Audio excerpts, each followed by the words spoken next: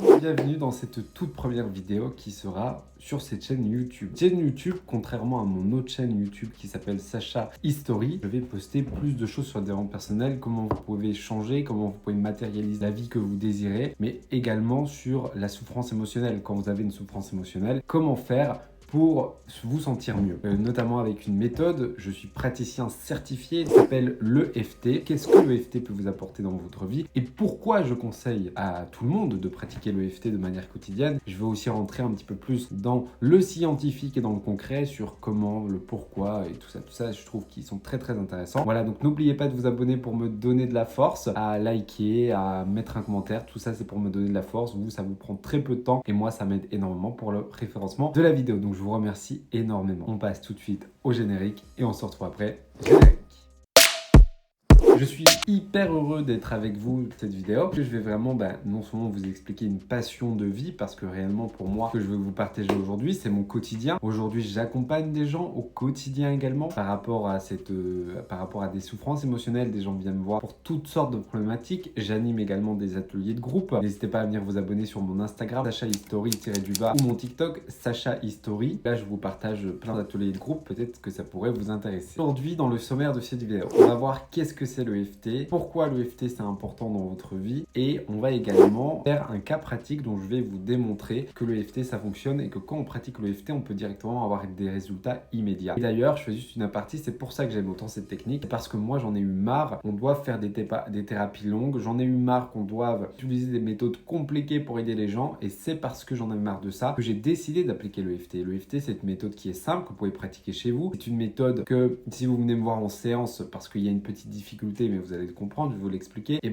vous avez des résultats tout de suite, il n'y a pas besoin d'attendre 1 mois, 2 mois, 3 mois, et quand vous avez une problématique, tout dépend ce que c'est, on peut la régler très vite comparé à d'autres méthodes ou d'autres thérapies. Bien sûr, je ne crache pas dessus parce que toute autre thérapie et méthode est très efficace, juste moi j'aime le concret et j'aime que ça aille vite, et je trouve que cette méthode, ça va vite. Non seulement aujourd'hui, j'accompagne énormément de monde et je n'ai eu aucun cas d'échec, donc ça en dit beaucoup également sur la technique, et c'est pour ça également que j'aime autant l'EFT. Je vais vous expliquer maintenant qu'est-ce que c'est concrètement l'EFT. L'EFT, appelé Emotional Freedom Technique, excusez-moi pour mon accent anglais, une technique qui nous vient de la médecine chinoise, vient de l'acupuncture. Voilà, c'est de la même famille que l'acupuncture, sauf qu'on retire les aiguilles et on va stimuler des points d'acupuncture, ce qu'on appelle des méridiens. Qu'est-ce que c'est un méridien? Pour faire court, pour ne pas non plus rentrer dans des longues explications, c'est le canal d'énergie positif ou négatif dans notre corps. En stimulant ces méridiens, on va agir dans notre amygdale, l'amygdale qui est dans notre cerveau, qui est en petite forme d'amande d'ailleurs, et c'est pour ça qu'on l'appelle l'amygdale. Et cette amygdale, c'est ce qui gère le stress, les peurs, les angoisses. Mais cette amygdale, c'est également elle qui s'active quand vous êtes réellement face à un danger. Mais ça, on en reviendra un petit peu plus tard. Retenez bien ça en tête, je compte sur vous. On est dans une vidéo active également. Donc en stimulant ces points, on va calmer l'amygdale qui gère le stress et tout ça. En calmant cette amygdale, on va tout simplement calmer notre corps. Et donc l'EFT permet d'obtenir une nouvelle vision sur la chose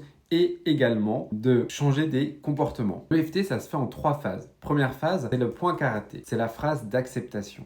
Deuxième phase, c'est on tapote sur les méridiens tout en disant des phrases négatives. Pourquoi négatives? Parce que quand on a une problématique ou une souffrance émotionnelle ou même un traumatisme post-traumatique, on va essayer de fuir cet événement. Pourquoi on essaye de fuir cet événement? Parce que c'est dans notre code génétique de l'humanité et surtout parce que un moyen de défense contre le danger. Je reviens, on met ça de côté et on va parler un petit peu du danger. Rappelez-vous que j'ai dit que l'amygdale qui est dans le cerveau, c'est ce qui gère le danger. Par exemple, vous vous retrouvez devant un lion ou un tigre. Vous êtes en danger. Donc l'amygdale va s'activer, qui va délivrer la chimie du stress. La chimie du stress, c'est ce qui fait que votre cœur va palpiter, que votre sang va aller dans les extrémités, que votre cerveau va produire plus de glucose. Le glucose qui est l'énergie, pour vous permettre d'avoir plus d'énergie, d'accord? Mais également, vos pupilles vont se dilater pour que vous puissiez mieux voir. Et dans un cas de figure d'un réel danger, vous avez 3 possibilités. Soit vous courez, soit vous vous cachez, soit vous vous battez, d'accord? En réalité, quand vous vivez un problème, c'est ce qui se passe. Parce que notre corps et notre amygdale ne fait pas la différence entre un vrai danger et entre guillemets un faux danger. À chaque fois que vous allez penser, même si vous ne le vivez pas grâce à nos neurones miroirs,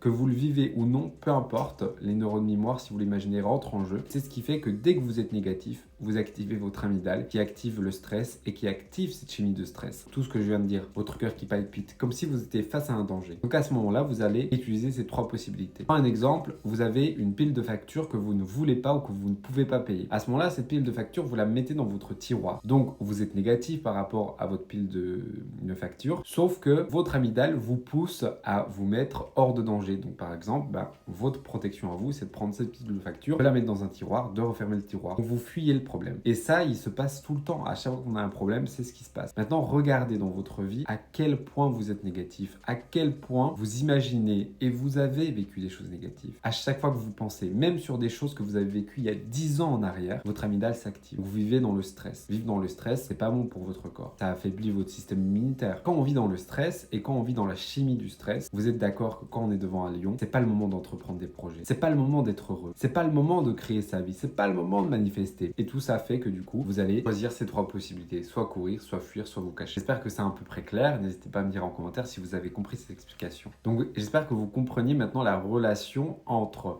votre amygdale et également tout ce que vous voyez dans votre vie. Je vais vous donner un exemple concret pour illustrer tout ce que je viens de vous expliquer pour que ce soit un petit peu plus clair. On va imaginer que vous êtes devant votre classe. Vous donnez un exposé à votre classe. En donnant cet exposé, à un moment donné, toute la classe rigole.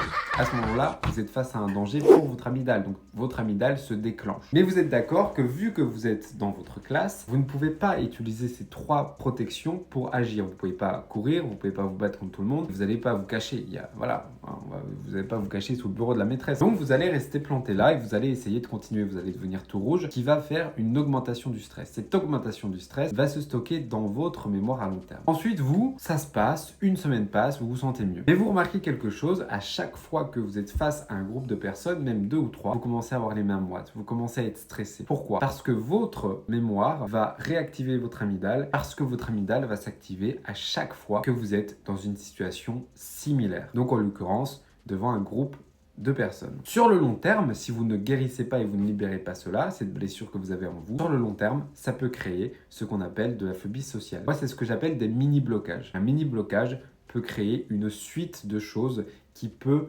créer un réel blocage. Nous avons tous des mini-blocages. Et c'est important de libérer ces mini-blocages. Il faut également comprendre que ce que vous avez vécu dans votre enfance, tout le négatif que vous avez vécu durant votre enfance, si vous ne l'avez pas nettoyé, vous influence encore aujourd'hui. Mais il y a également sur le plan transgénérationnel. Mais ça, c'est des autres vidéos que je pourrais faire en complément, sans vraiment rentrer dans les détails. J'espère que vous comprenez cette relation. Et j'espère que maintenant, vous comprenez pourquoi il est important d'utiliser l'EFT. Alors, qu'est-ce que l'EFT vient faire là-dedans? En réalité, l'EFT remplit toutes les cases pour vous permettre de changer. Moi, on m'a dit cette phrase magique: Sacha, si tu veux obtenir un résultat différent, tu dois faire les choses différemment. Cette phrase, elle paraît bête, mais pourtant, on ne le fait jamais. On continue chaque jour à se plaindre sur les mêmes choses, à dire les mêmes choses, à parler avec les mêmes personnes. Et donc, on reproduit les mêmes schémas à partir de notre amygdale et on reproduit ces schémas à partir de la chimie du stress. Notre corps va devenir dépendant à cette chimie du stress. Il va devenir toxicomane, entre guillemets. Et donc, il va tout faire pour que vous réactivez cette chimie du stress. Et c'est pour ça qu'il va vous envoyer des images mentales dès le matin que vous vous réveillez pour vous dire à quel point votre vie est nulle, pour vous dire à quel point vous êtes minable, à quel point vous aurez dû dire ça à cette personne au lieu de lui dire ça. Et tout ça va réactiver votre chimie du stress et donc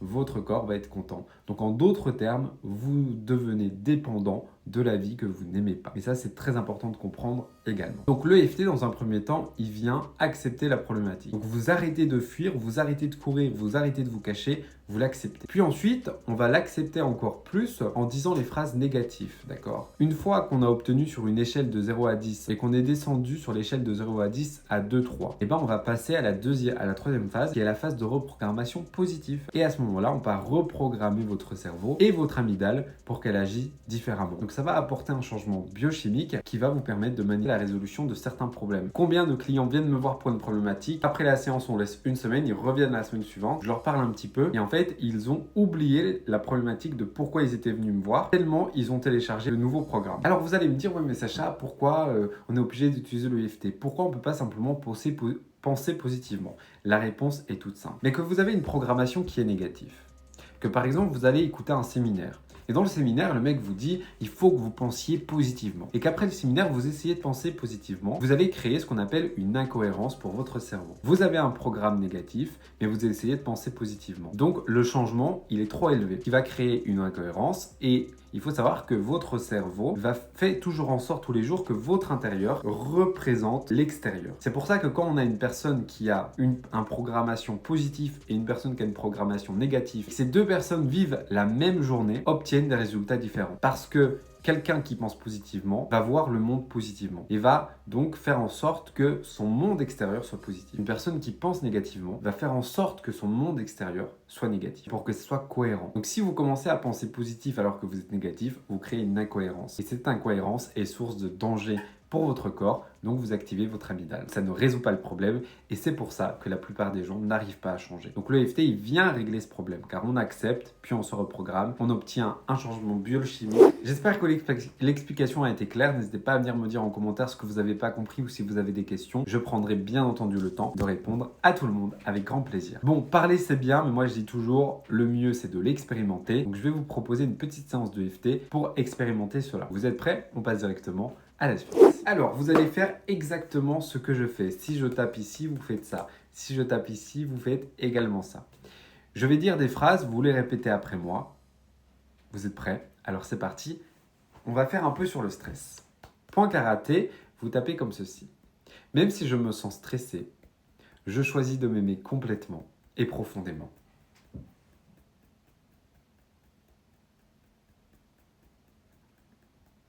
Même si je me sens stressé aujourd'hui, je choisis de m'aimer complètement et profondément.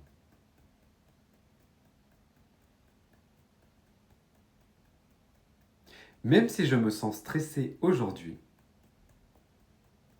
je choisis de m'aimer complètement et profondément.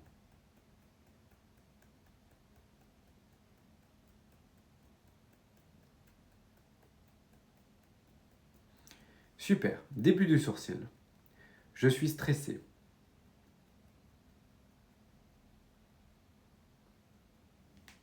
Coin des yeux. Aujourd'hui, je suis stressé.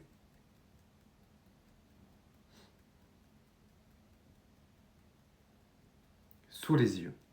Je suis vraiment beaucoup stressé.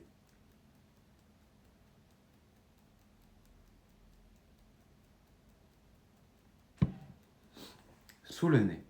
Je ressens ce stress dans tout mon corps. Dans le creux du menton. Je ressens ce stress qui m'emprisonne. Les clavicules. J'active la chimie du stress dans tout mon corps.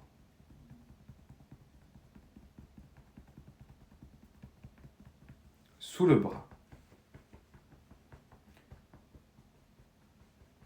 Sans m'en rendre compte, je suis devenu dépendant à cette chimie du stress.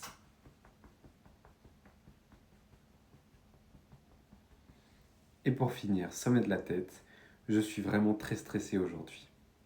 Ok, super. Ferme les yeux avec moi. Prends une profonde inspiration. Bloque et laisse tout sortir.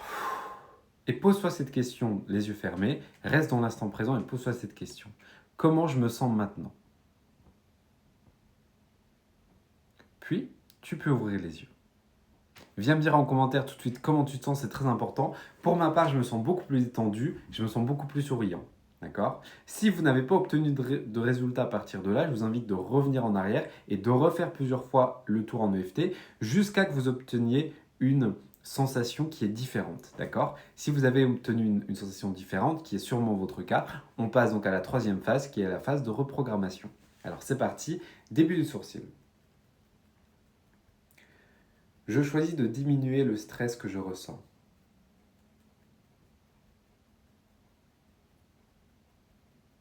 Coin des yeux. Je choisis d'accepter le stress que je ressens.